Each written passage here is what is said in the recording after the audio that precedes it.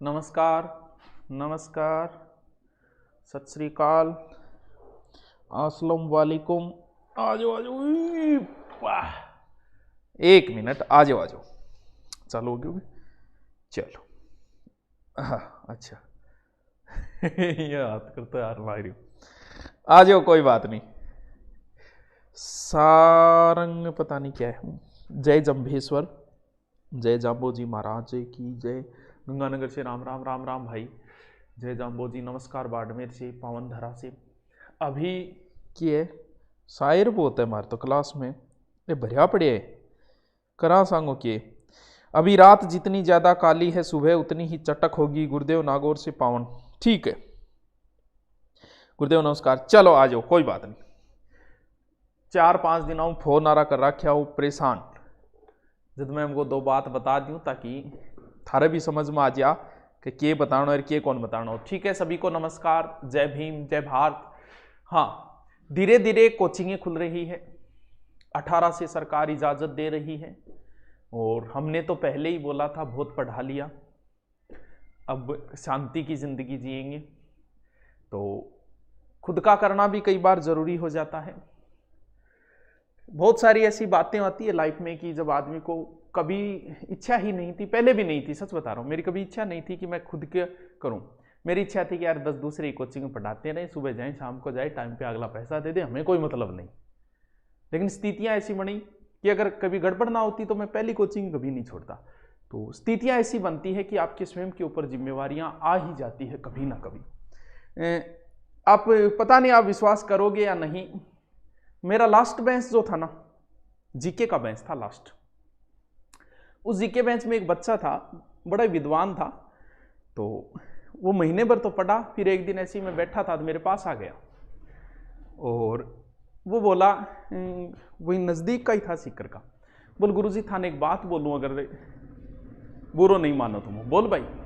बोल बिया तो गुरुजी मैं 1 महीना पढ़ रही हूँ, थारो बैकग्राउंड में बिया कौन जानू ज़्यादा और थानू पढ़न नहीं मैं आयो, लेकिन थाने एक बात आ बोल रही हूँ गुरुजी। उसे पता नहीं ज्ञान था, पता नहीं क्या होता है, पंजा पढ़ना, आदमी के बैठने की स्टाइल, चलने की स्टाइल से उसने ये बातें बताई थी। बोल गुरुजी आपने जितनी कोचिंग अभी तक ज्वाइन की, 2 या 3, हर कोचिंग में आपका झगड़ा हुआ कि नहीं हुआ? वो बिल्कुल हुआ। बोल गुरुजी बिना बात हुआ कि नहीं हुआ? मुझको हाँ यार बिना बात हुई, अगर रियलिटी पूछे तो कोई बात नहीं हुई थी और ऑटोमेटिक तनाव आ गई। बोल तो गुरुजी आपको मैं सजेशन यही देता हूँ कि आप जब तक दूसरे के यहाँ पढ़ाओगे तब तक आपकी यही स्थिति होगी और लाइफ में आपको हर बार जीरो से शुरुआत करनी पड़ेगी। बोल जीरो से शुरुआत की कितनी बार स्थिति आ गई?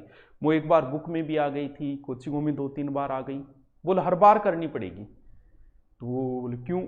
बोल क्यों का कारण ये है कि हर व्यक्ति की अलग अलग प्रधान होता है, किसी में शुक्र प्रधान होता है, किसी में गुरु प्रधान होता है। आपकी हाँ, मैंने हाथ आपको दिखाना मत किसी को, लेकिन आपको पढ़ाते समय से मैंने देख लिया कि आप में गुरु बहुत ज्यादा प्रधान है और गुरु का ये रूल होता है कि जिसका गुरु प्रधान हो वो कभी किसी के नीचे कार्य नहीं कर सकता, इसलिए उसकी बिगड़ेगी, क्योंकि उस पर कोई अधिकार नहीं जता सकता, उसे कोई ऑर्डर नहीं दे सकता।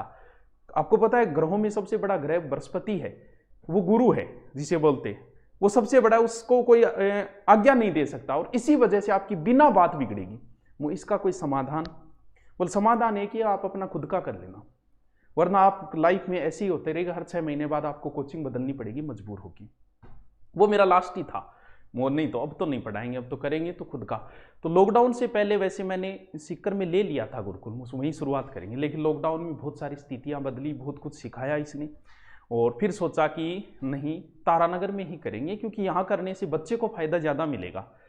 क्योंकि मैं फ्री पढ़ा सकता हूँ लेकिन रूम किराया तो देना पड़ेगा बच्चे को।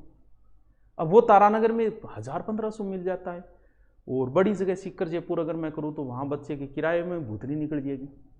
चलो ये बातें तो चलती रहेगी। आज मैं आपको ये बता रहा था कि बहुत सारे बच्चों के कॉल वगैरह बहुत ज़्यादा आ रहे थे। वो छोरो कौन हो गुरुजी, मिलाऊंगा मैं उसको, वो नौकरी लग जाए, वो तैयारी कर रहा है, सीकर का ही है। तो विद्वान था, कुछ चीज़ें, ये जानकारियाँ हर व्यक्ति को नहीं होती, कुछ बोलने का, बैठने के, इन तरीकों से उन्होंने पता लगाया था। तो बताएंगे, मिलाएंगे। कहते हैं गुरुजी मेरे को जन्म जाता है। फिर हमने सारे गुरुजियों को पूछा था, वो आंगो बता, आंगो बता, आंगो बता, सबकी बताई थी। बोले इनकी ये विशेषता है, इनकी ये विशेषता है, इनकी ये विशेषता है। उसने एक बात बोली थी, बोले गुरुजी आप जिंदगी में कोई काम कर लेना, आप टॉप पे आ जाओगे, मैं प्रशंसा नहीं कर रहा हूं, रियलिटी बता रहा हूं, बोलो आप टॉप पे आ जाओगे। और ये मैंने बुक का किया, तुरंत बुक नंबर 1, ऐप में किया नंबर 1, जिस कोचिंग में गए वो नंबर 1, बोल कहीं चले जाना आप टॉप पे आओगे हमेशा, क्योंकि आपके हाथों में गुरु बड़ा प्रधान है। तो चलो ये तो चलती रहती है, मैं अपनी बड़ाई नहीं कर रहा, उसने जैसा बताया उसके अनुसार बता रहा हूं, और यही सच्चाई है, मेरे साथ ऐसा हुआ है। जहां भी मैंने जिस क्षेत्र में कदम रखा है उसमें कहीं ना कहीं नंबर 1 आए हैं। चलो कोई बात नहीं, ये तो चलता रहेगा। देखो गुरुकुल आपको बताता हूं, सरकार 18 को इजाजत देगी। अब कैसे इजाजत देगी? वैसे नहीं दे रही है सरकार जैसे पहले की तरह, सरकार कुछ नियम बना के इजाजत देगी। हमने अभी तक एडमिशन शुरू नहीं किए, इसका कारण यह था कि सरकार की गाइडलाइन नहीं आई है। मुझे लग रहा है सरकार गाइडलाइन ये देगी कि 100 बच्चों के हॉल में 50 बच्चे बैठाने हैं या 25 बैठाने हैं, 100 की 100 इजाजत नहीं देगी। और ऐसा हुआ है, अभी 18 की इजाजत थी, कुछ कोचिंग वालों ने पहले कोचिंग चला ली, उनको नोटिस भेज दिया, किसी के फाइन लगा दिया। तो हम बगैर रूल का उल्लंघन करके कोचिंग नहीं चलाएंगे, गुरुकुल नहीं चलाएंगे। तो फिर हमने सरकार की 18 को गाइडलाइन आएगी, 18 को शाम को मैं बता दूंगा। पहली बात, फोन करके, जब नाम ही गुरुकुल दिया है तो आप फोन करके क्या पूछते हो, सर फीस कितनी है? अरे जब फीस ही लेनी होती तो मैं कोचिंग ही खोल लेता। तो यार थोड़ी बहुत तो शर्म करो, जैसे फोन करते हो वैसे करते हो, गुरुजी फीस कितनी? अरे फीस कौन नहीं लूं, फीस नहीं लूं, मुश्किल से अधिकतम 1100 रुपया लूंगा, अधिकतम गुरुदक्षिणा है बाप, फीस को नहीं है। और उसमें भी ऐप फ्री दूंगा, ऐप फ्री दूंगा, जिसका भी आप लेना चाहोगे। रीट में अगर आप आ रहे हो तो रीट का ऐप फ्री दूंगा। यानी अब मेन है, रीट के बच्चों की इंक्वायरी बहुत ज्यादा आ रही थी, तो रजिस्ट्रेशन 18 को ही होगा। रीट के मात्र बचे हैं 2.5-3 महीने, ये जनवरी वैसे निकल गई, अप्रैल में आपको कोचिंग छोड़नी पड़ेगी। क्यों? क्योंकि 25 को 25 दिन तो घर पे चाहिए, 2 महीने का समय बचा है। 2 महीने में कितना कुछ हो सकता है, हमें भी पता है कि सिलेबस कितना हो सकता है 2 महीने में। तो उसमें रीट के जो बच्चे आएंगे, टेस्ट सीरीज उनका स्पेशल, और क्लासें जो है कि लगेगा कि साइको करानी जरूरी है, साइकोलॉजी मैन करवाई जाए, सभी कुछ हो ही नहीं सकता, क्योंकि 2 महीने में बड़ा असंभव है। इसलिए क्योंकि 2 महीने शेष बचे, तो आपका रजिस्ट्रेशन 18 से कर दिया जाएगा, टेंशन लेने की जरूरत नहीं है। अरे फीस नहीं ले रहे तभी ये कर रहे हैं, क्यों? क्योंकि अपने ऊपर धुरीना का बड़ा अच्छा प्रभाव रहा, धुरीना की वजह से ही सब कुछ हो रहा है। उधर से जो भी है कमा रहे हैं, घर चल रहा है, धुरीना की वजह से अच्छा चल रहा है। हाँ, तो वो साथ है, फिर हमें कोई टेंशन नहीं है, इसके अंदर सारा का सारा फ्री टाइप ही होगा। अब दूसरी बात ये कि हर कोई ने आपको दी कि 6 से 10वीं तक का रीट में लगाए, वो पढ़ लो वो पढ़ लो, वो पढ़ लो, नहीं मैं पढ़ाऊंगा। 6 से 10वीं तक की बहुत सारे बच्चे ले भी आए हैं। तो ये जो बुक है ना 6 से 10वीं की, आरबीएससी की स्पेशल निकाली हुई है, आप लाओ तो ले आना, नहीं लाओ तो मत लेके आना, वो आपकी मर्जी। इसके पूरे टॉपिक है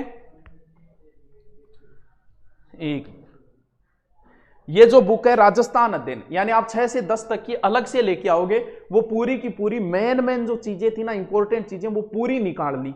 और मुश्किल से इसके पेज बने हैं, बताऊं आपको कितने पेज बने हैं इसके, 108 पेज, जिसमें क्वेश्चन और है जो लास्ट में दिए हुए थे। अब कितने टॉपिक है देखो, 6ठी क्लास में 10 टॉपिक है राजस्थान अध्ययन, 7वीं में 9, 10, 9, 19, 19 और 8, 19 और 8 29, 29 मुंह 2 कट गया 26, अच्छा 26 से 2 29, और 9वीं में है 7, 29 और 7 कितना हो गया 30 से 36, और 10वीं में है 11, 36 और 11, 36, 10, 37, 38, मात्र 38 टॉपिक है 6 से 10वीं तक की राजस्थान अध्ययन। हर कोई लगाए ये पढ़ लो, राजस्थान अध्ययन पढ़ लो, मैं पढ़ाऊंगा, लेके आओ तो ठीक है, नहीं लेके आओ तो कोई बात नहीं। इस जनवरी के अंदर जो नए ज्योग्राफी वाला कंप्लीट हो जाता है, कंप्लीट होते ही फरवरी में ये 38 टॉपिक फरवरी में कंप्लीट कर दूंगा। बाकायदा नोट्स लिखा के 6 से 10वीं तक की बुक लाओ तो ठीक है, न लाओ तो कोई जरूरी नहीं है, मैं खुद ही करवा दूंगा। और आपका 18 तारीख को मैं घोषणा करूंगा, 18 तारीख को जिसको आना है, क्योंकि जो सरकार गाइडलाइन होगी उतने ही बच्चे एडमिशन लिए जाएंगे, और उनको पूरी टीम तैयार है सारी, धुरीना का कोर्स फ्री होगा उसमें, और पूरी टीम है। फीस का दोबारा मत पूछना यार, गुस्सा आने लगता है, फीस ले ही नहीं रहे हैं, कोई कोचिंग थोड़ी खोद रहा हूं मैं जो फीस लूंगा आपसे। तो चलो आज तो क्लास नहीं है, कल मिलेंगे अपन, कल तो संडे है, परसों मिलेंगे, परसों घोषणा कर देंगे आपको 18 तारीख को, वेट करें, कोई चिंता करने की कतई जरूरत नहीं है। ये शिक्षा नगरी है तारानगर, शांत सिटी है, कोई टेंशन लेने की जरूरत नहीं है आपको। चलो कल मिलते हैं फिर, ओके थे। अच्छा कुछ पूछ रहे हैं, मैं देख लेता हूँ। हाँ 48 मान ले यार, 47 48 में क्या फर्क कह रही है ना करे करो थे, आई लव यू सर, हाँ लव यू रहे। और क्या कह रहे गुरु जी बेंच पे रास्ता हिस्ट्री लाई दे दिया, अपलोड कर दिया, लाइव कौन दिया था। गुरु जी नौकरी लगने गुरु मंत्र बता दिया रे। पटवारी की एग्जाम की अभी कोई सूचना नहीं है, और वो एक मतलब थोड़ी सी न्यूज आनी चाहिए। वो एक न्यूज आई रीट की, बोल 25 को जैन धर्म का कोई पर्व है तो आगे खिसकाई जाए। अरे तो खुद सोच लो कि 25 को है तो 26 को कर देगी, 24 को कर देगी, उसमें इतना उसको वायरल करने की कहां जरूरत है? क्या फर्क पड़ जाए? सरकार एक क्या पेपर बना के फिक्स कर लिया का 24 को ही होगा? भी फांसी तो है नहीं कि इस तारीख को एक दिन आगे पीछे कर देगी, तो इससे क्या फर्क पड़ता है? एग्जाम 24 को हो जाएगी, 26 को हो जाएगी, अगर 25 को अपने धार्मिक मामला अगर आगे आ जाता है तो कोई फर्क नहीं पड़ता इससे। तो चिंता मत करो, एग्जाम अप्रैल में लगभग तय है। चलो ओके, थैंक यू, मिलते हैं फिर 28 तारीख को। जैसे ही सरकार की गाइडलाइन आएगी वैसे ही अपन घोषणा कर देंगे। उससे पहले आपको जो भी बाकी कोई इंक्वायरी नहीं बता दिया, हॉस्टल मकान वगैरह बहुत है, खुद को लेने 1000-1500 में मकान मिल जाते हैं। अब आओगे तो नौकरी लग के निकलना है, चाहे उसमें 6 महीने लगे, चाहे 8 महीने लगे, चाहे 10 महीने लगे। और फीस का मत पूछो, फीस नहीं ली जाएगी। गुरुदक्षिणा है 1000-1100, मुश्किल से 500, 1000-1100 सोचेंगे, अभी सोची नहीं है कितनी रखें। ओके, थैंक यू, कल मिलते हैं फिर। ओके।